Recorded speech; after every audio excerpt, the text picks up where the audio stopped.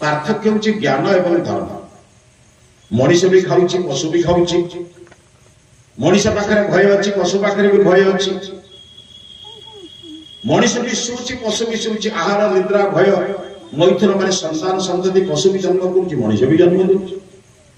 एगुड़िक भितर मनीष पशु भितर विशेष पार्थक्य नहीं, केवल पार्थक्य अच्छी ज्ञान रे धर्म बा ज्ञान ही तेषाम अधिक विशेष ज्ञाने न पशु भी समान, ज्ञान न रहिले पशु सहित समान। मु पचार जाया पशु मान भितर दी प्रकार प्राणी अच्छा, दले निरामिषासी दले आमिषासी।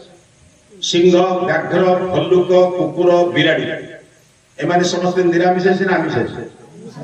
आमिषासी। सेमानकर नख मुनिया, सेमाने जीभरे पानी पियंती, सेमानकर पिला जन्म हेले अंधरे जन्म होती, 4-5 दिन पर आखि खोले, ठीक ना बोल आया?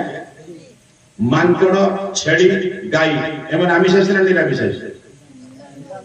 निरामिषासी। सेमानकर नख चपचा, सेमाने मुहरे पानी पियंती, सेमानकर संतान आखि खोलिक जन्म होगी, एकथा देखछन ना नहीं? ताले मनीष की प्राणी,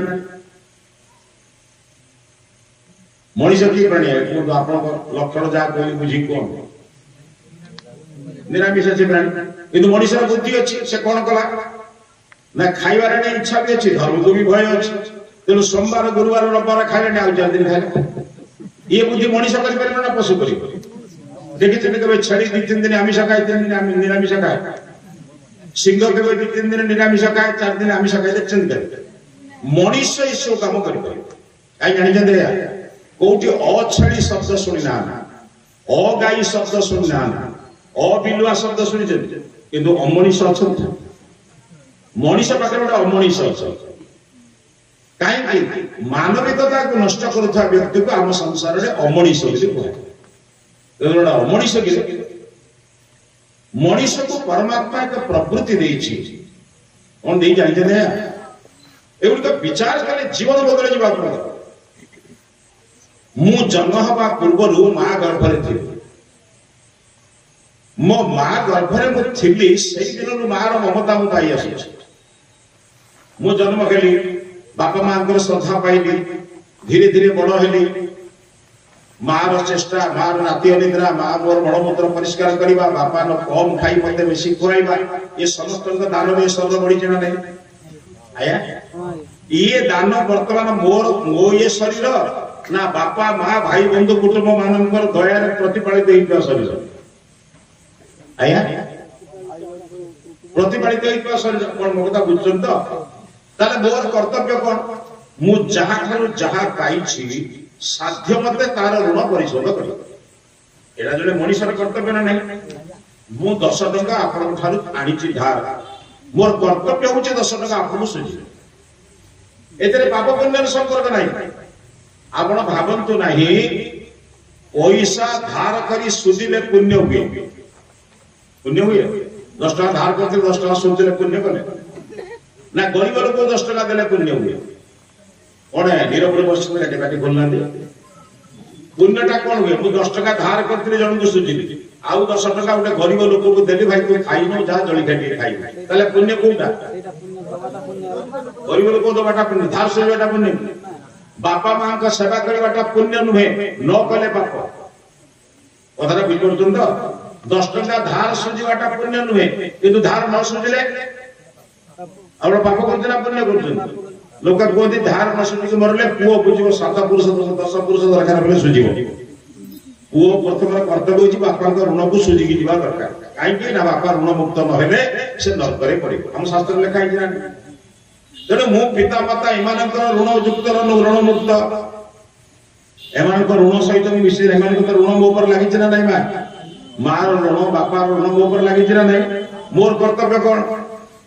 सेमाने जेतेबे वृद्ध हेबे मोर कर्तव्य सेमान को सेवा करी करी मृत्यु पर्यंत न केमिति ना जेमिति मु छुआ हैतिला बेले सेमाने सेवा करी करी मते समाज रे प्रतिष्ठित करी देले, मोर कर्तव्य तांकर सेवा करी करी तांक मृत्यु पर्यंत नहीं। मृत्यु तो समस्त हबो, जात सही ध्रुव मृत्यु, जे दुनिया रे जन्म हिची तार मृत्यु हबा निश्चित, किंतु मरिबा पूर्व मारिबा नहीं।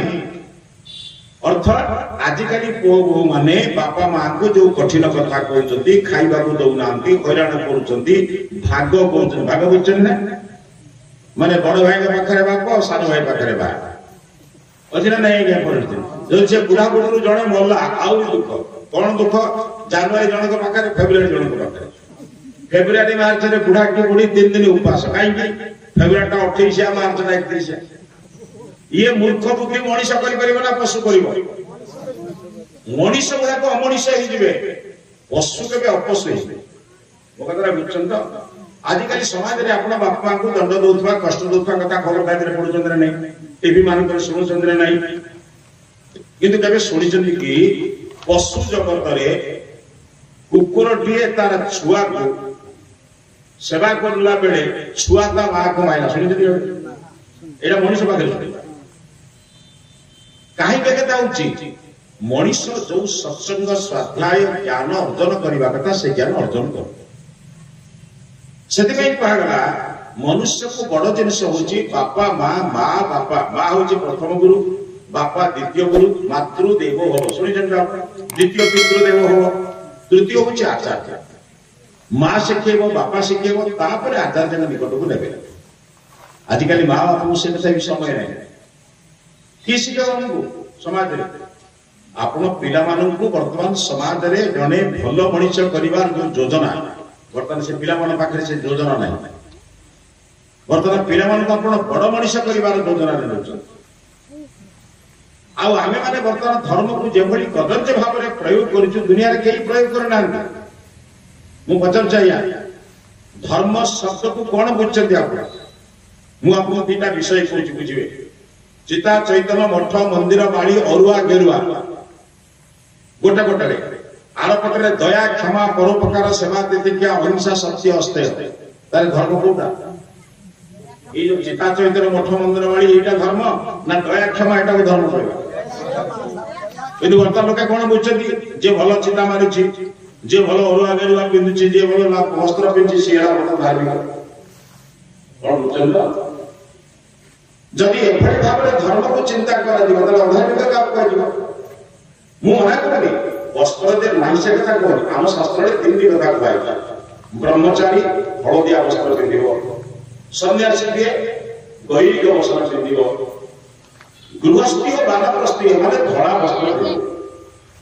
काई काई सेवा को कार्पास वस्त्र व्यवस्था कराई ये वस्त्र आवश्यक किंतु धर्मटा भीतर जिनस ना बाहर जिनस भीतर जिनस अर्थ आपण केते दयालु आपण केते